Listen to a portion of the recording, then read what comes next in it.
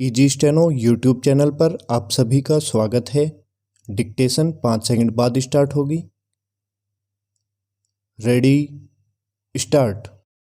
राज्य स्तर पर हिंदुओं को अल्पसंख्यक घोषित करने की मांग वाली याचिकाओं पर केंद्र सरकार का यह कहते हुए अपनी राय देने के लिए और समय मांगना समझ आता है कि ऐसा करने के दूरगामी परिणाम होंगे, लेकिन इस मामले को लंबे समय तक टाला नहीं जा सकता।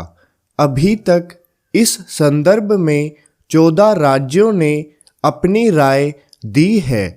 केंद्र सरकार और 19 राज्यों को अपनी राय देना शेष है। पता नहीं उनका नज़रिया क्या होगा और उनके आधार पर सुप्रीम कोर्ट किस नतीजे पर पहुंचेगा, लेकिन उचित यह होगा कि देश को अल्पसंख्यक बनाम बहुसंख्यक की बहस से मुक्त करने पर विचार किए जाएं।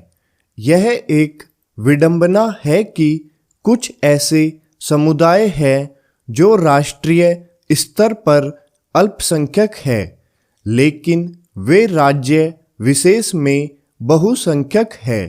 इसी तरह जो कई राज्यों में बहुसंख्यक है, वे कुछ राज्यों में अल्पसंख्यक है। लेकिन यदि राज्यों के स्तर पर किसी समुदाय को अल्पसंख्यक घोषित करने की मांग होगी, तो फिर इस तरह की मांगों का कोई अंत होने वाला नहीं है। ऐसी मांगों का अंत तभी हो सकता है जब न तो किसी को अल्पसंख्यक माना जाए और न ही बहुसंख्यक।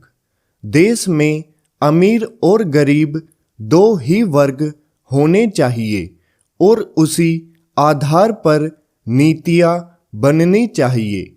यदि इसकी खोज की जाएगी कि किस राज्य में कौन अल्पसंख्यक है और कौन बहुसंख्यक, तो अल्पसंख्यकवाद की राजनीति को ही बल मिलेगा। जब ऐसा होगा तो फिर बहुसंख्यकवाद की भी राजनीति होगी। इस तरह की राजनीति से देश का भला नहीं होने वाला।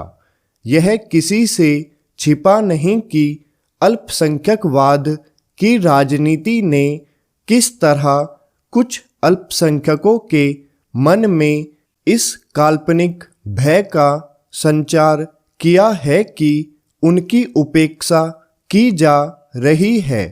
इस राजनीति ने ही वह वातावरण बनाया है जिसमें अल्पसंख्यकों के लिए विशेष अधिकारों की मांग की जाती है।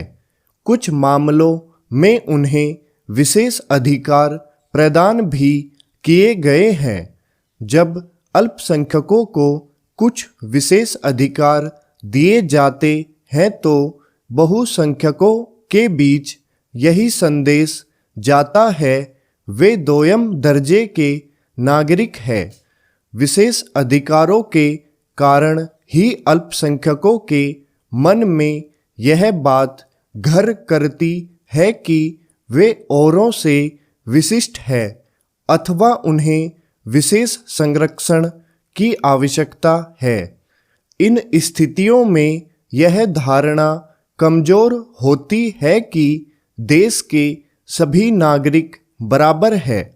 यह निराशाजनक है कि जब देश के सभी नागरिकों के बीच यह संदेश जाना चाहिए कि वे सभी एक समान हैं, तब अल्पसंख्यक बनाम बहुसंख्यक की बहस उन्हें एक दूसरे से अलग करती है।